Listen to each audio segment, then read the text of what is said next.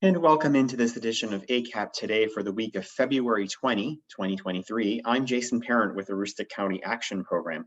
On this week's edition of ACAP Today, we're going to talk about the subject of teen pregnancy and what a local county organization and others around here are doing to help prevent teenage pregnancy. We're going to have that conversation with our guests in just a moment. But before we do that, we're first going to turn to the news and the information that you can use again for the week of the 20th of February 2023. And we start with our news and information that you can use this week with this story. We want to remind folks that the winter energy relief payments, this is a specific program for households who are generally over income for the home energy assistance program, but are in need of assistance at this point in time.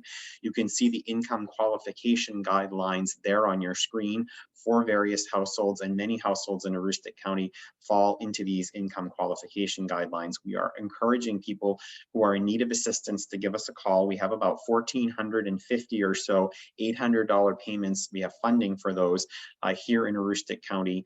We are encouraging folks to give us a call at 764-3721 to get enrolled in this program. We are asking that your oil tank be at a quarter of a full tank or less when you make the call.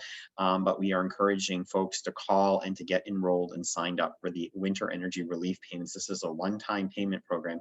If you do call and we discover that you're actually a qualified entity or a likely qualified entity for the home energy assistance program, we will refer you to the home energy assistance program, as the odds are the benefit will be greater and you'll be able to apply year after year, which will be much more helpful to your household. But we are encouraging individuals to call us for the winter energy relief payment program at any time while these dollars remain and while we have the available funds to pay out the $800 relief payments. This was part of LD3, the legislative act passed by the Maine legislature to provide heating assistance and other assistance to Mainers in this very critical time of high inflation. So please do give us a call to enroll for the winter energy relief payments.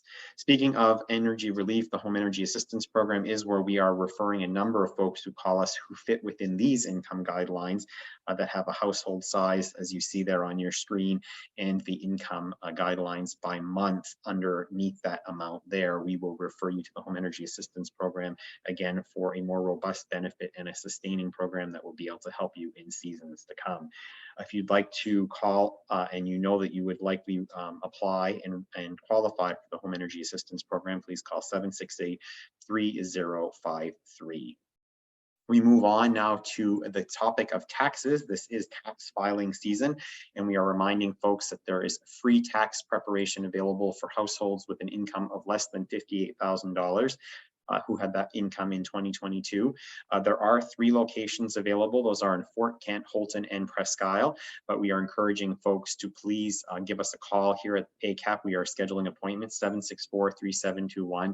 There are only remaining appointments at this point in Presque Isle, but certainly folks can travel in from those other sites. The appointments in Houlton and Fort Kent at this time are full. This is partnership with the Cash Coalition. It's ACAP, United Way of Aroostook, sponsored by the County Federal Credit Union with other partners, including New Ventures Maine. So we are encouraging folks to please sign up to get their free taxes done. Call 764-3721. Cinderella Project of Maine returns to Aroostook County. It's coming up real quickly here on March 4th, 9th, 10th, and 11th at a new location on the 3rd floor of 480 Main Street, which is the Vision Care of Maine, formerly Key Bank of Maine building, which is right in the heart of downtown Presque Isle on the corner of State and Main Street. It's up on the 3rd floor there. A great new gallery to exhibit the prom dresses. New and used prom dresses are available free of charge to young ladies who are looking to go to the prom this year, who would otherwise not be able to potentially afford to have one of these beautiful gowns to go to the prom with. We are encouraging folks to come at any time during the available hours there on your screen. If you are unable to make it during those times, please give us a call at 764-3721 so we can arrange a different time for you to come and see and check out if there's a new or used prom dress available there for you through the Cinderella Project of Maine. Project Teach is helping individuals who have had a cancer diagnosis and who are cancer patients of Aroostook County have access to the best care possible, regardless of their household income or geography. ACAP is administering this program, and we just received some new funding for this program. It provides direct client benefits to Aroostook County residents who are undergoing cancer treatments. The funding may be used for gas cards, other transportation expenses, food and lodging for a cancer patient receiving treatment in Aroostook County or in a facility outside of the local area. There are no income guidelines for this program, and the goal is essentially to ensure that all cancer patients have the necessary tools to receive the care that they need. If you're facing transportation challenges, attending oncology appointments due to transportation or lodging costs, please give us a call. You can call 554-4150 and we will help you through Project Teach. We are also tooting our own horn here just for a minute. ACAP is among the first community action agencies in the country to be recognized for commitment to excellence by the National Community Action Partnership. We were honored in New Orleans recently in early February at a conference gathering of more than 400 community action program leaders, where we were honored for our bronze level or bronze tier status in this program. And so we are thankful to the National Community Action Partnership and to all team members here at ACAP who have helped us to attain this honor. There are 35 standards of excellence that we worked to attain, and we were very appreciative again of receiving this honor and thankful to all of our staff who helped us earn this award. So congratulations to our full team ACAP across Aroostook County. We are also reminding folks that Maine's Workforce Collaborative is offering workshops in workforce development that include things like interviewing tips and tricks, making career choices, resume cover letter and development, all kinds of important information to help upskill or get folks into the workforce. There's a link on the ACAP website on the workforce development page for when these upcoming workshops are, and we are certainly encouraging folks to take advantage of these free sessions that are offered electronically that come right into your home. You don't have to step outside of your home to take these classes. Please check out the listing on our workforce development page and register today. The community cupboards that are located across Aroostook County, including this one at ACAP's 771 Main Street, are available for use, and we are encouraging folks to give what you can, take what you need. That's the principle it operates on. If you'd like to donate, leave a non-perishable food items, you can put them right in the cupboard, or you can bring them into our ACAP 771 Main Street Customer Service Center near Walmart in Presque Isle. You can bring them inside the building Monday through Friday. But again, if you want to just stock the cupboard yourself with non-perishable food items, we're happy to let you do that. We're also working with businesses and organizations who want to adopt the cupboard for a month. For $500, we can shop and get the non-perishable food items to stock the cupboard for the month and acknowledge your business or organization as the sponsor of the community cupboard. Again, we encourage folks who want to help or who need help to use this valuable resource.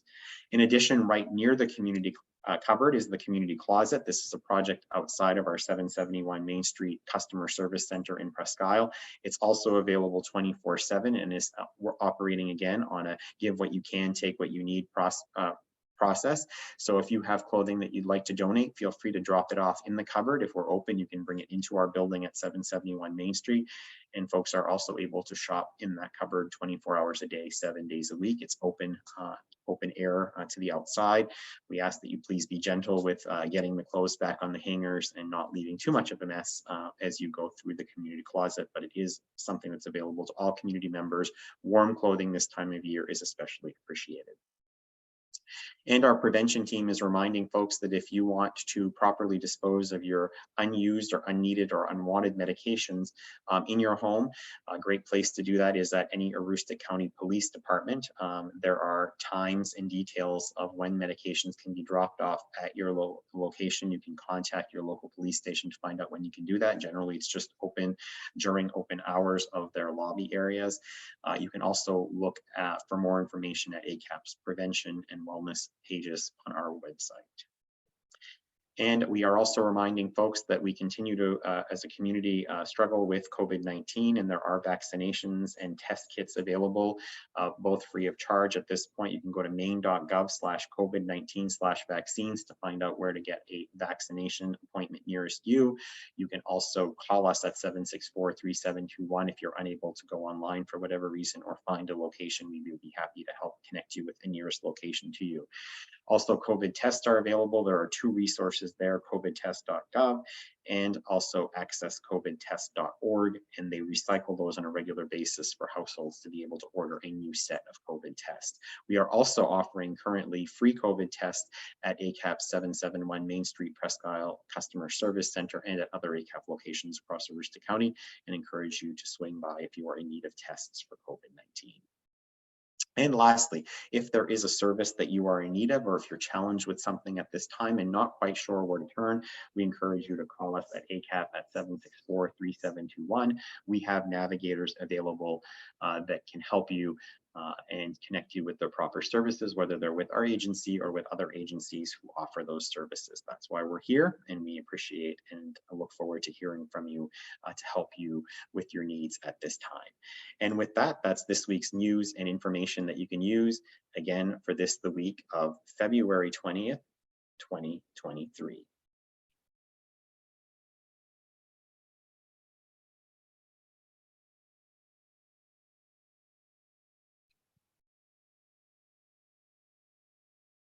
And as I mentioned at the top of the broadcast today, we're going to be speaking this week about the topic of teen pregnancy, and I'm pleased to be joined by two guests. One is our own Cody Embelton, who's a community educator with ACAP, and Maisy Sear, who is a family planning prep coordinator with Maine Family Planning. So it's great to have you both on the program. First time guests, the both of you. So welcome to ACAP Today. Thank you for having me. Thank you. All right, well, Maisy, we're going to begin with you. First of all, speak on the work of Maine Family Planning. There are some folks who don't really know what Maine Family Planning does. So if you could just get us started with that context before we get into the topic of today's conversation. Sure. So Maine Family Planning offers obviously family planning services, which include sexual health services. So STI testing, pregnancy testing. I apologize if you can hear my dogs in the background. Abortion services, and we also connect folks with resources after they do what we call options counseling. So if they find out they are pregnant, we have some resources available for them. We also have an education and prevention department, which is what I'm involved with. So we are in public schools. We work with community organizations to provide comprehensive sex education to help contribute to teen pregnancy prevention. And we provide contraceptives, so birth control methods, condoms, those sorts of things. So any sort of sexual health needs. We also offer telehealth services, which I can talk a little bit more about later, but we're able to provide some services via video and internet. So that's been great, particularly during COVID. We did a lot of transitioning. So we have 18 clinics across the state, and I can share with you folks a map of where those are, but they're all listed on our website, as well as their hours and times that they are open. So that's sort of what we do. And the ones here in Aroostook County, Maisy, help remind folks where the family planning clinics are here in the county. Sure. So we have one in Holton. We have one in Fort Kent. Let me see where else. We have, Cody, you're up that way more than I am. Yeah, so there's also one in Presque Isle, which is that's conveniently right. located quite close to where the new teen center will be going, right across the street, in fact. I'm down in the Augusta area, so I'm way more familiar with our locations down here. We're actually closer to each other today than Cody and I are. Cody and I are usually in the same building, and I'm reporting today from Augusta. So Cody, you just actually mentioned an upcoming teen center, and I want to get a little bit about your excitement about that coming project in just a bit. But we wanted to talk today about the issue of teen pregnancy. So talk about the concern, the challenge with teen pregnancy in Aroostook County. You and the team in prevention work with a lot of youth. What are you seeing out there, and what is the circumstance? Yeah, so just to ground the conversation, I actually did a little bit of background research. So first things first, as of 2018, teen pregnancy cost the US an estimated $9.8 billion per year. So even just numbers wise, there's a huge incentive to cut back on teen pregnancy. The good news is that nationwide, the rate of teen pregnancy is consistently falling, except for an anomalous 2020, right? The year everything got weird. So, and it has been since 2009. So really we're seeing a decrease overall, but Aroostook County specifically has some challenges, and I'll get into that in a second. So keeping with the national view, according to the ACLU, nearly 350,000 US teenagers under 18 will become pregnant each year. Around 84% of teen pregnancies are unintended. 14% of pregnancies end in miscarriage to teens, and 31%, so almost a third, will end with abortion care. So only around 55% of teen pregnancies do get carried to term. So moving down to the state level, according to Power to Decide, which is a reproductive healthcare nonprofit, in 2020, there were 396 births to teens in Maine. So recall that 2020 was the high year. But also remember that that is only about 55% of the real number of teen pregnancies. So in Aroostook County, so we're getting down to our local community specifically. According to the 2016 Shared Community Health Needs Assessment, our rate of teen pregnancy, so that is teen births. So that's births to people who are 15 to 19. It's 8% higher than Maine overall.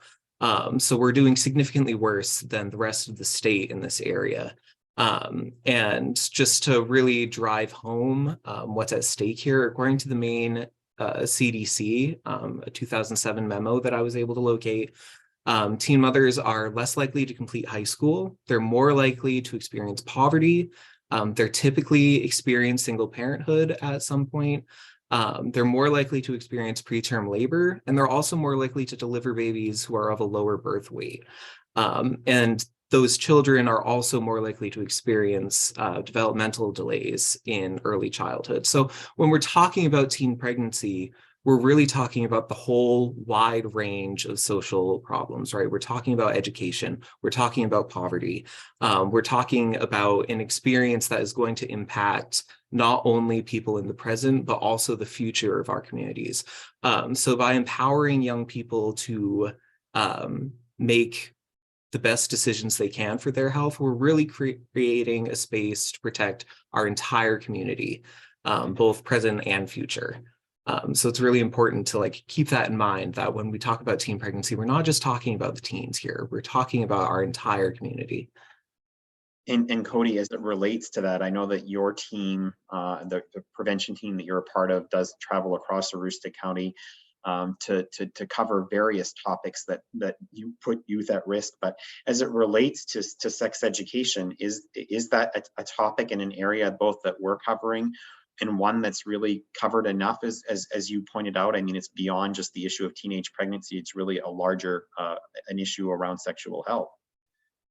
Yeah, so Breakthrough Youth, which is my specific area, we cover our core responsibility is the Improving Outcomes for Youth grant, which is financial literacy, substance misuse and abuse prevention, soft skills, and then the final part of that, which we coordinate with Planned Parenthood, is the administration of the Making Proud Choices curriculum, which is a comprehensive sex ed curriculum. It's evidence-based, so we know that it works, and Maisy can tell us more about this in a minute.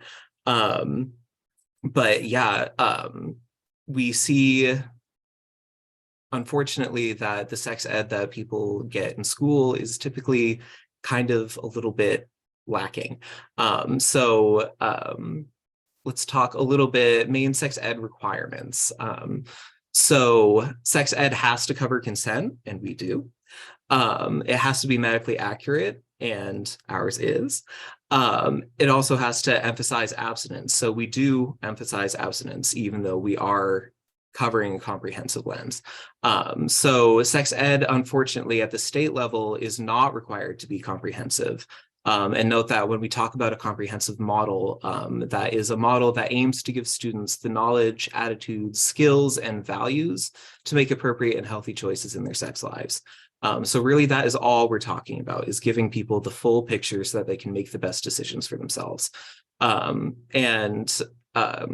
ed also isn't required to include any instruction on sexual orientation or gender identity. So automatically at the state level, the requirements let people fall through the cracks. So we address some gender and sexuality issues in Making Proud Choices to make it specific to as many people as possible.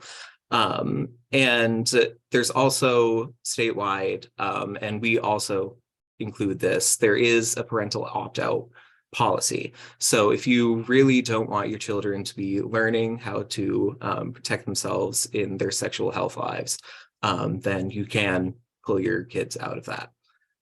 So that is what we do. And if anyone's interested, like I have the book right here.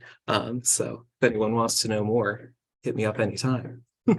Yes, so you and our prevention team are certainly a resource. And Maisy, Cody spoke about Making Proud Choices, alluded to some of the pieces of that curriculum, the components of that curriculum.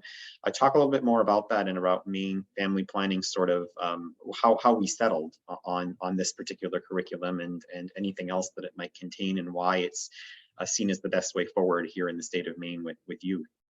Sure. So my position, the Personal Responsibility Education Program Coordinator, so that is through a federal grant. So we are provided sort of a list of evidence-based curricula that we can choose from.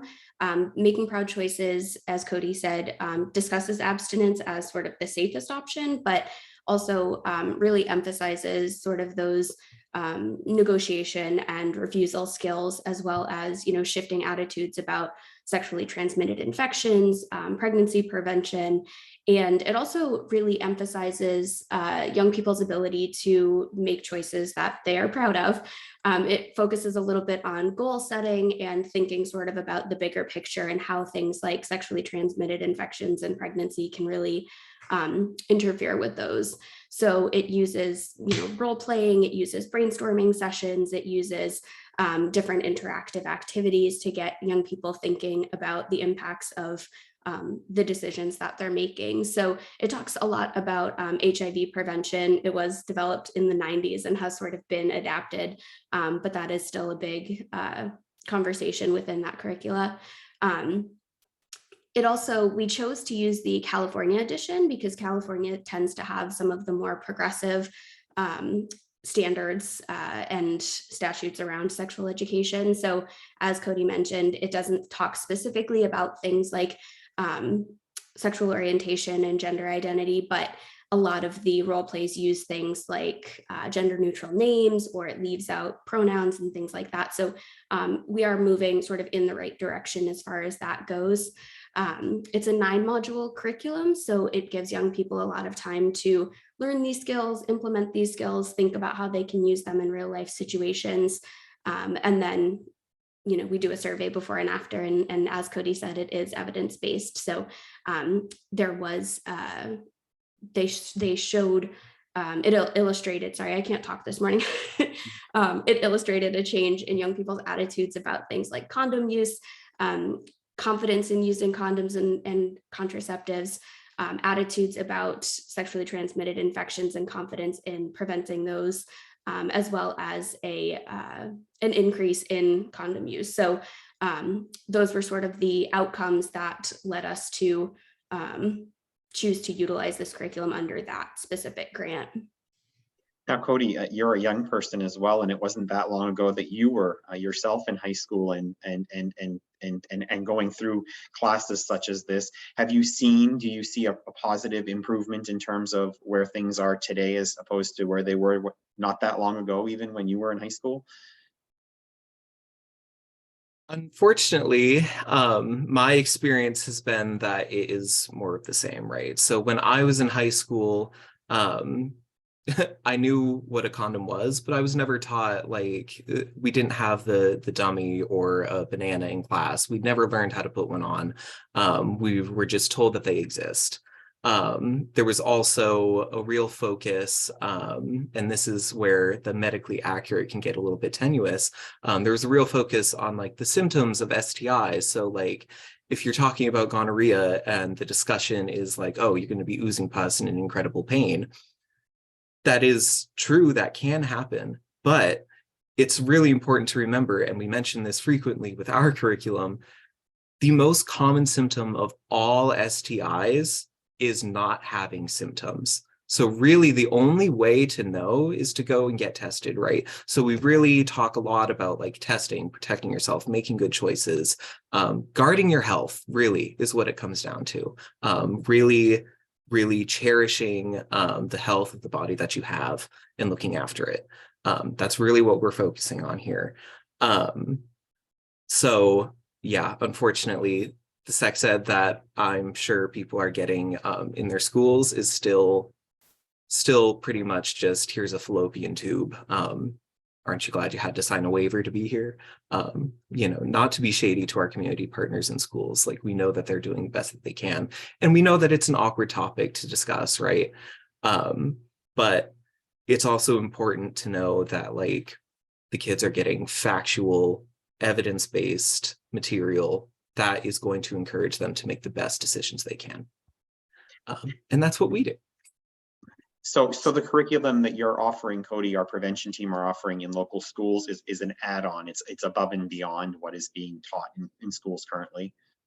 Yeah, so we don't necessarily offer it in schools. We will if they reach out. But as of right now, if you want the Breakthrough Youth curriculum, like, we can coordinate. We were communicating with a lot of adult ed centers recently. We work with Carleton Project a lot. We work with Job Corps quite a bit. So really, whatever location wants the Breakthrough Youth curriculum, we will administer it. But yes, our curriculum for sex ed specifically does, in my experience, go well above what they might be getting in their high school education. And Maisy, as you hear Cody speaking, you work, you're a statewide organization, you work across the state of Maine. There are oftentimes variations across the state in terms of rural versus the more urban parts of the state. Do you see that in the work that you do at Maine Family Planning? Yes, to some degree, it's obviously received differently depending on the different locations, but we've been pleasantly surprised with how welcome we've been in schools that we thought were going to be less receptive to it, just given sort of that rural versus urban setting. We have two education and prevention team members, one who focuses sort of on northern Maine and one more southern, and I'm sort of all over the place as prep, but just to build off of what Cody said, Breakthrough Youth and Making Proud Choices are more community-based organization focused. But if there are schools who are interested in incorporating more comprehensive sex ed, we do have two folks who are more than happy to coordinate with teachers and principals and superintendents to bring those lessons into schools as well. So that is also an option. Cody, back to you in terms of how folks can connect with the programs that we offer here through our own prevention services. If there's school officials or others that are hearing this and say, gosh, this is really something that we need, what's the best way to sort of get that conversation started? Yeah, so if you are interested in prevention more broadly, right, we do a whole bunch of things in prevention. Look us up on the ACAP website. It's going to be faster than me explaining it. But prevention more broadly, prevention at acap-me.org. If you are interested specifically in Breakthrough Youth, you can reach out to myself. That's C. Embelton at acap-me.org to get that conversation going, or my colleague Bryn Wilcox, which is B. Wilcox at acap-me.org. So yeah, just send us an email. We're more than happy to coordinate times, places, anything you need. We're here to fill in the gaps. So give us just a quick high-level overview of Breakthrough Youth. We focused on a very specific topic in this broadcast today, but Breakthrough Youth, as you pointed out, is a broad curriculum. Yeah, so more broadly, we use for financial literacy an evidence-informed program from the FDIC called Money Smart.